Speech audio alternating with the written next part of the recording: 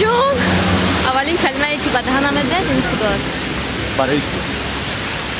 نمیدونم برای چی نه که میبید.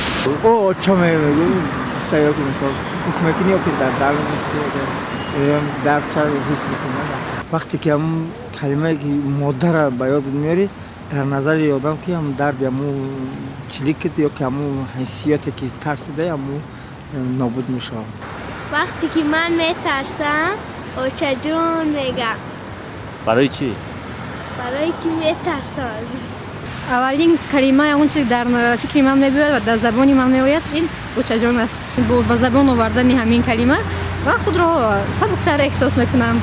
من خودم یا الله یا که در سر الله یا که در سرم زدیم خیلی گپوار میشه.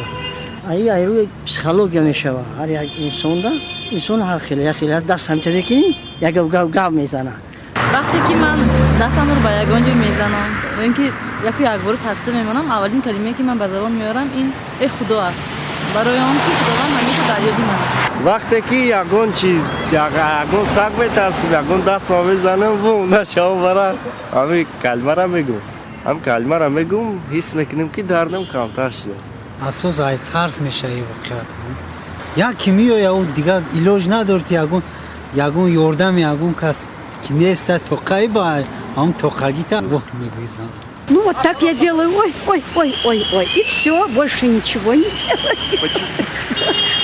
Ну не знаю, я вот так вот делаю, ой, и все. Шема? Во. برای چی با؟ برای که پیش همه که در فکر میاد وح میاد و پس اون با اوچه جون. برای چی؟ برای که اوچه جون ای همه در آدم نزدیکتر که درد حس میکنه و میفهمه. خب اگر نقطه نظر پسیکولوژی گیریم این دو جهت دارد.